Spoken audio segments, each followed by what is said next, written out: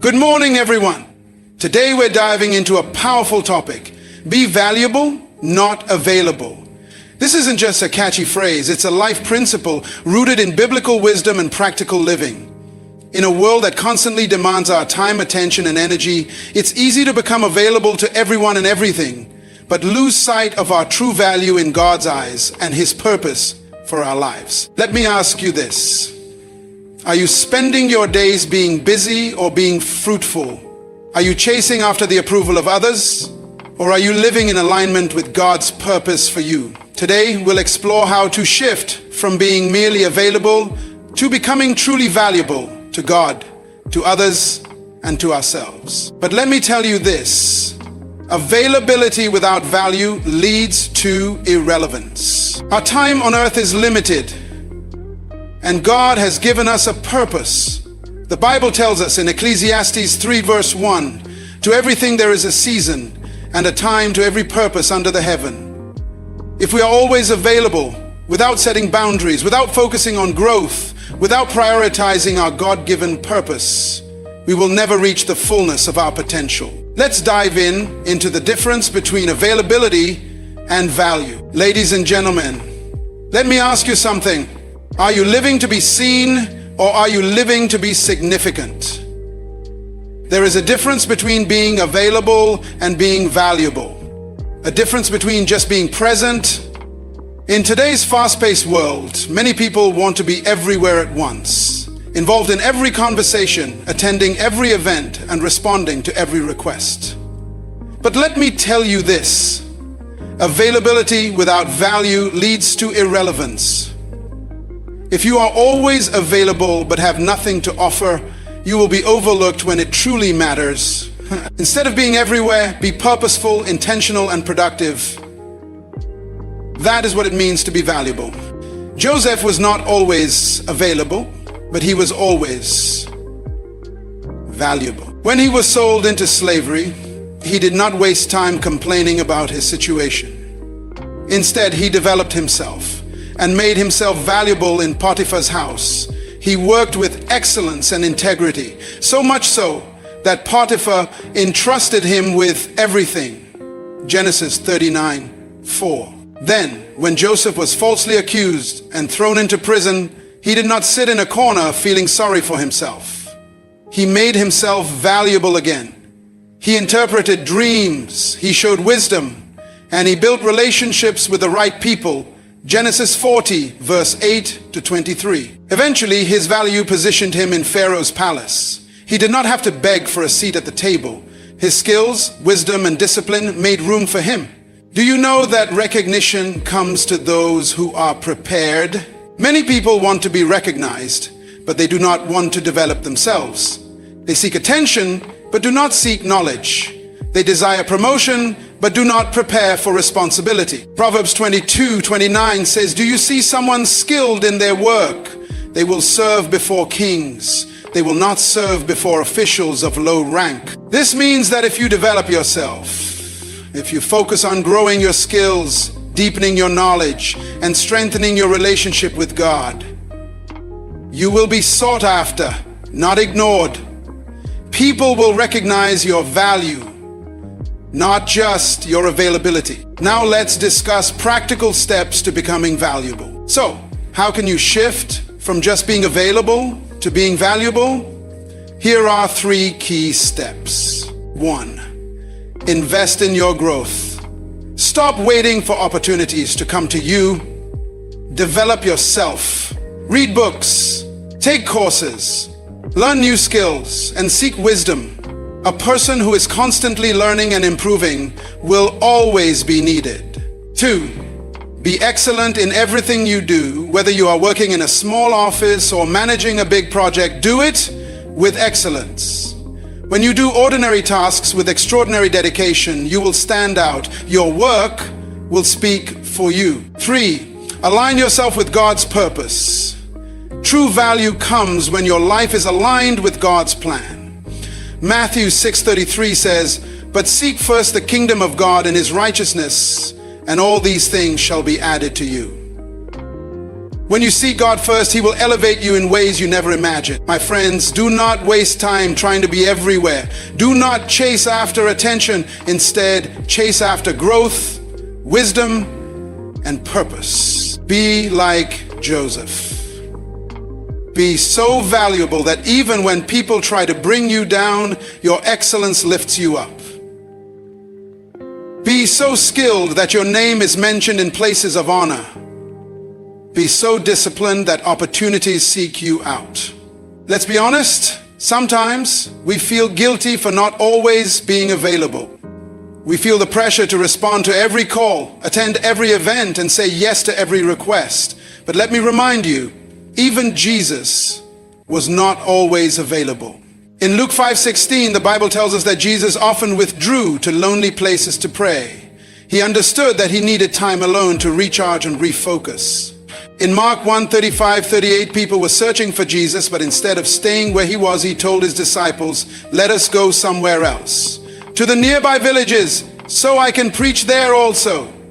That is why I have come." Jesus knew that being valuable meant prioritizing his purpose, not trying to please everyone. If the Son of God set boundaries, let me share a quick real-life story with you, my friends. A company once needed a consultant to solve a major problem that was costing them millions of dollars. They approached a well-known expert who charged a high consultation fee. Some questioned why he was so expensive, but the company agreed to pay. Within 15 minutes, the expert analyzed the issue and gave them a solution that saved them millions. Someone asked, "Why should we pay you so much for just 15 minutes of work?" The consultant smiled and said, "You are not paying me for 15 minutes of work. You are paying me for the years of experience and knowledge that allowed me to solve your problem in 15 minutes." When you have value, people will pay for your time. But when you are just available, people will take you for granted. When you are always available, you lose value in the eyes of people. People do not appreciate what is always accessible. Even Jesus, though he was loving and compassionate, was not available to everyone at all times. There were moments he withdrew to pray, as seen in Luke 5:16. There were times he set boundaries, even with his closest disciples. Why? Because he understood that to fulfill his purpose, he could not be everywhere at once or available to everyone at all times. He needed moments of separation, reflection, and renewal. Consider the story of the 10 virgins in Matthew 25, verse 1-13. 5 were wise, and 5 were foolish. The wise ones understood the value of preparation. They did not waste their oil, their time, or their opportunity. They preserved what was important, ensuring that when the time came, they were ready. But the foolish ones, always running without focus, always assuming there would be more time, ended up missing their opportunity. The door was shut and they were left outside. What a powerful lesson about the importance of valuing our time, our resources, and our energy. If you are always available, emotionally, physically, and mentally, to people who do not appreciate or invest in you, you will burn out and lose your sense of purpose. Have you ever noticed that people respect and seek out those who are selective with their time? When something is rare, it is valued. When something is always accessible, it is taken for granted.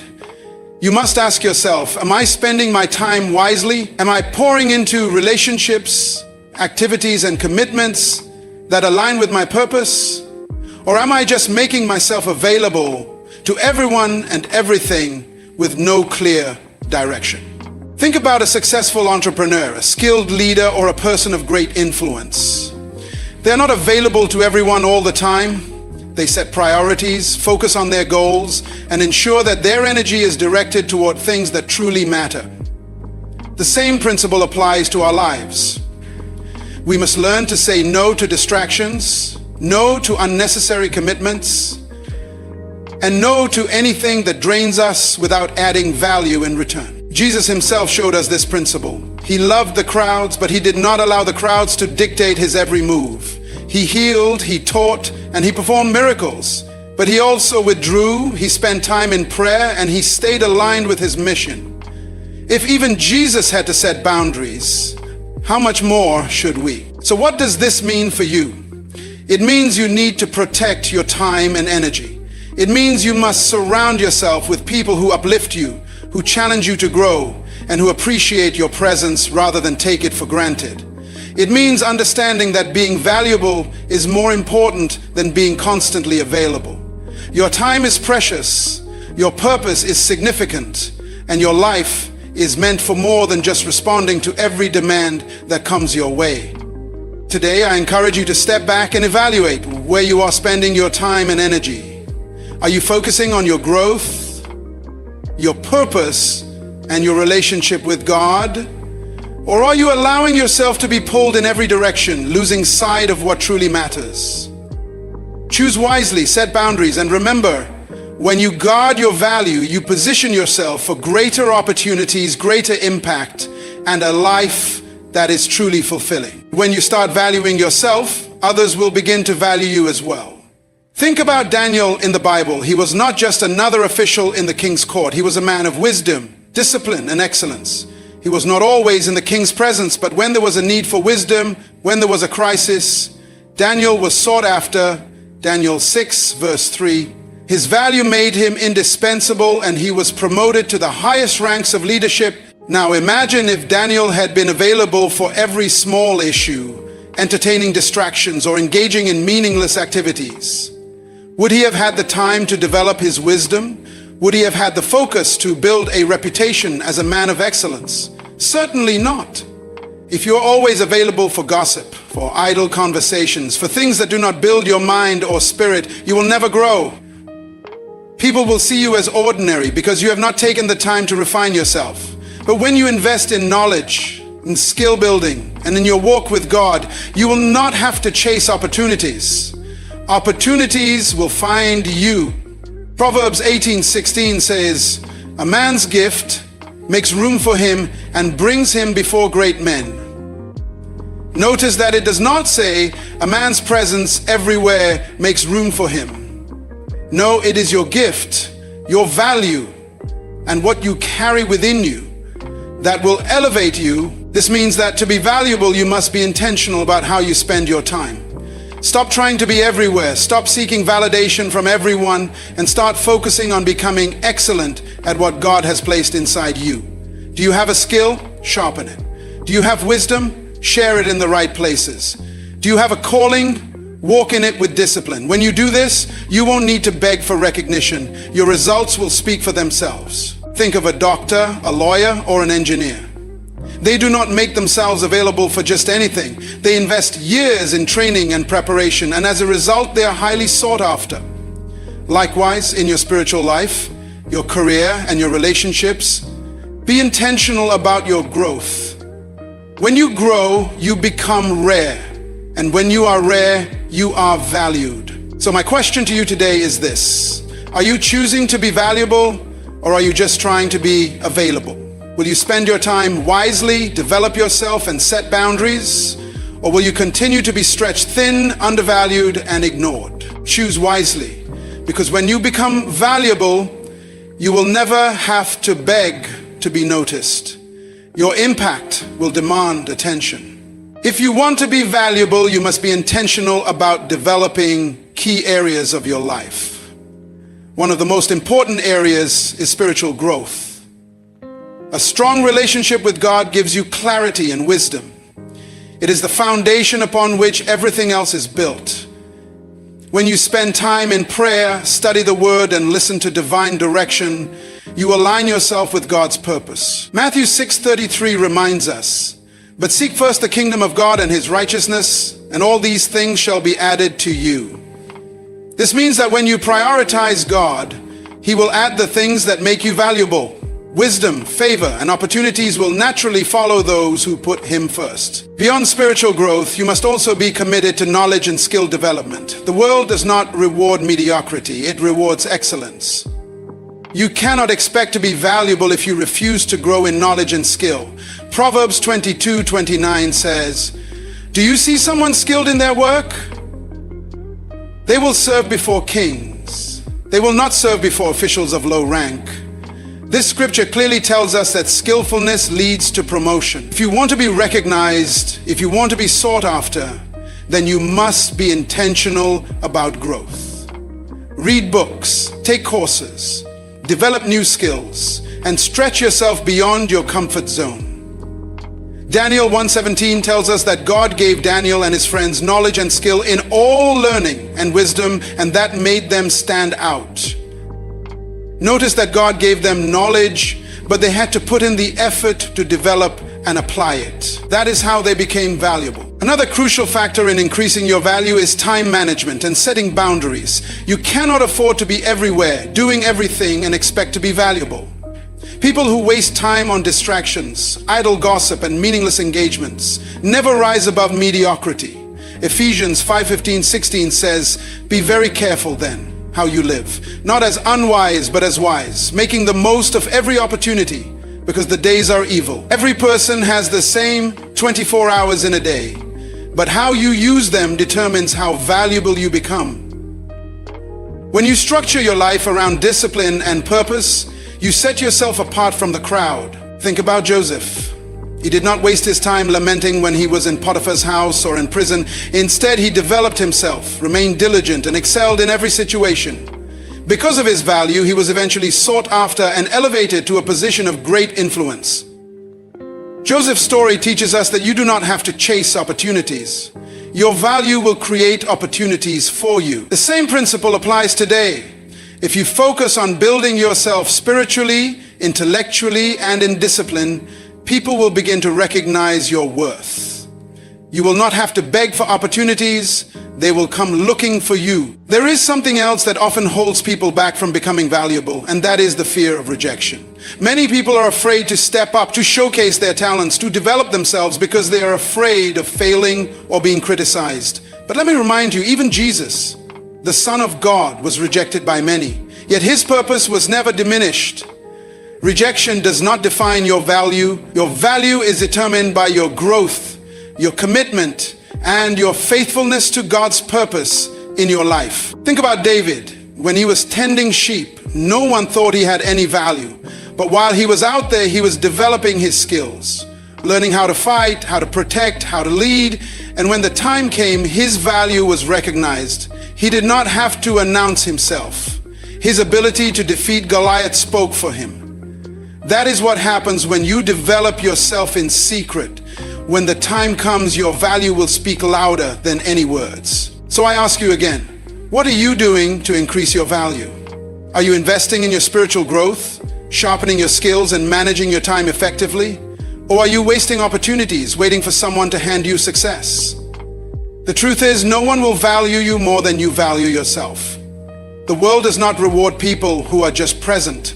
It rewards those who are prepared. Make the decision today to be valuable. Seek God, grow in knowledge, manage your time wisely, and when the time comes, you will not just be present, you will be indispensable. Now let's go a step further. Being valuable is not just about what you do, it's also about how you think. Your mindset determines your approach to life. Many people have limited themselves because they do not believe they are capable of more. But Romans 12 verse 2 tells us, "Do not conform to the pattern of this world, but be transformed by the renewing of your mind." If you do not renew your mind, if you do not shift your perspective, you will remain stagnant. Start thinking like someone who is valuable. Stop accepting less than you deserve. Stop settling for mediocrity. Surround yourself with people who push you toward excellence. Proverbs 13:20 says, "Walk with the wise and become wise, for a companion of fools suffers harm." Who you spend time with influences your growth. If you are always around people who do not value growth, who waste time, who have no ambition, then you will struggle to rise. But if you position yourself around people who are disciplined, who are striving for excellence, their habits will influence you and you will become better. Another thing that increases your value is consistency. Many people start strong, but they do not finish. They begin with excitement, but when challenges come, they quit. Consistency is what separates those who succeed from those who remain average. Galatians 6:9 reminds us, "Let us not become weary in doing good, for at the proper time we will reap a harvest if we do not give up." If you want to be valuable, you must keep going even when it is hard. You must keep building yourself even when no one is watching. You must remain faithful to your purpose even when it seems like nothing is happening. Because one day, your consistency will pay off. One day the world will recognize what you have been building in private. One day your value will be undeniable. So as we close this session, I want you to make a decision. Do not just hear these words and feel inspired for a moment. Take action. Evaluate your spiritual growth. Are you spending time with God? Assess your knowledge and skills. Are you learning and improving? Look at your time management. Are you investing in things that matter? Examine your mindset. Are you thinking like someone who is valuable? And finally, commit to consistency, because success is not a one-time event. It is a result of daily habits. If you do these things, your value will increase. You will not have to chase opportunities. They will find you. You will not have to beg for recognition. Your excellence will speak for itself. And most importantly, you will be walking in alignment with God's plan for your life.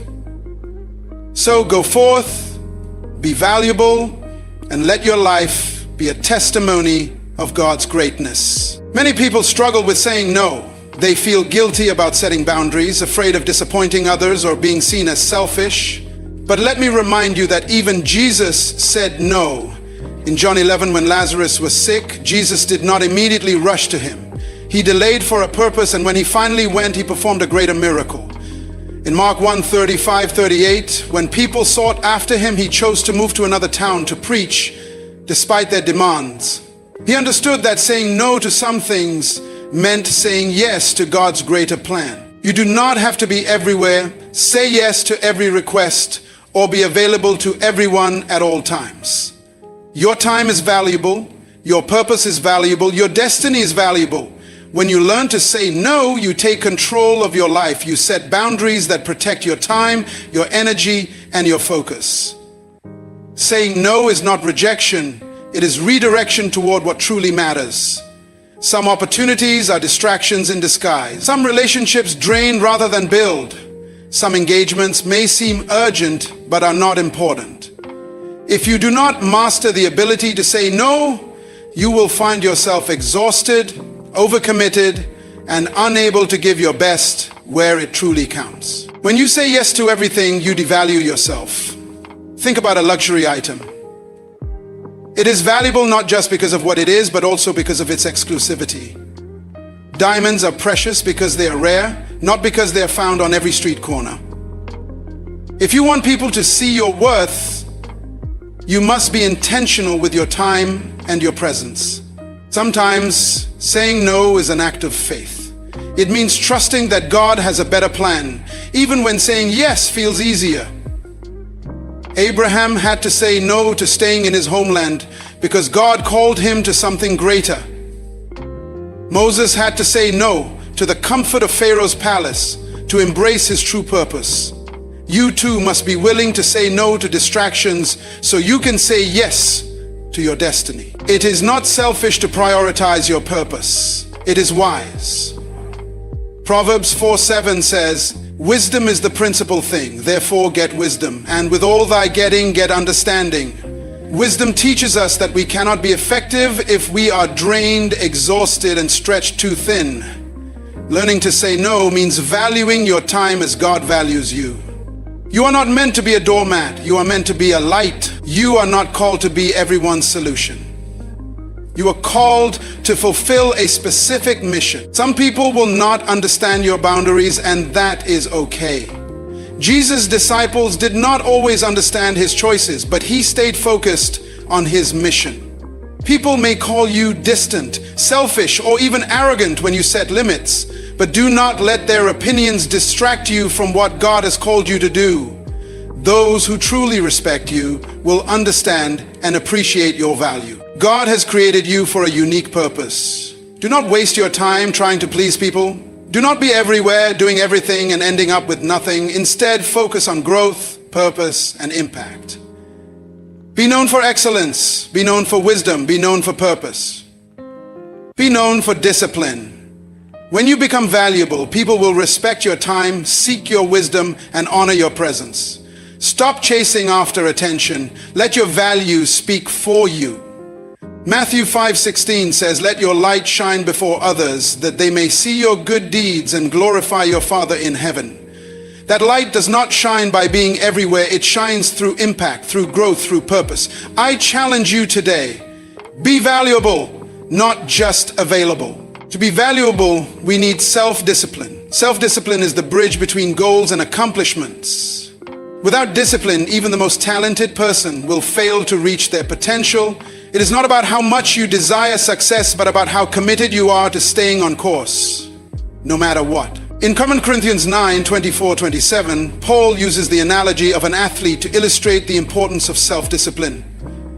Do you not know that in a race, all the runners run, but only one gets the prize? Run in such a way as to get the prize. Everyone who competes in the games goes into strict training. They do it to get a crown that will not last. But we do it to get a crown that will last forever. This means that just as an athlete undergoes rigorous training to win a race, we must discipline ourselves to win in life. If we do not take control of our habits, emotions, and time, we will never be able to fulfill our God-given purpose. Think about an Olympic athlete. They do not become champions by accident. They train daily, often sacrificing immediate pleasures for long-term success. They wake up early, push through exhaustion, and stay committed to their vision. In the same way, we must train ourselves spiritually, mentally, and physically to fulfill God's purpose for our lives.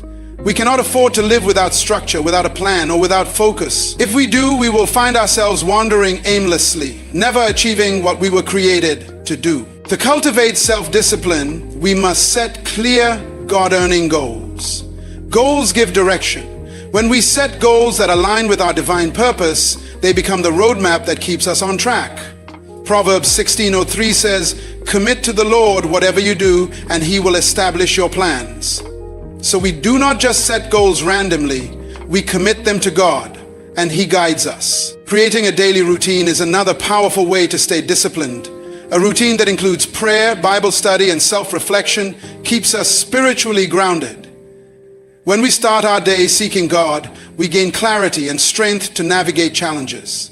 Jesus himself set this example. Mark 1:35 tells us that he would wake up early to pray in a solitary place. If Jesus, the Son of God, needed time alone with the Father, how much more do we? Learning to say no is equally crucial. Many people struggle with this because they fear disappointing others, but saying no to distractions is saying yes to destiny. Nehemiah understood this well. When he was rebuilding the walls of Jerusalem, his enemies tried to distract him. They invited him to meetings, but he responded in Nehemiah 6 verse 3, "I am doing a great work and cannot come down." That is the mindset we need. When distractions come, we must be bold enough to say, "I am doing a great work and cannot come down." Discipline is not easy. It requires sacrifice. It requires focus. It requires perseverance. But the reward is great.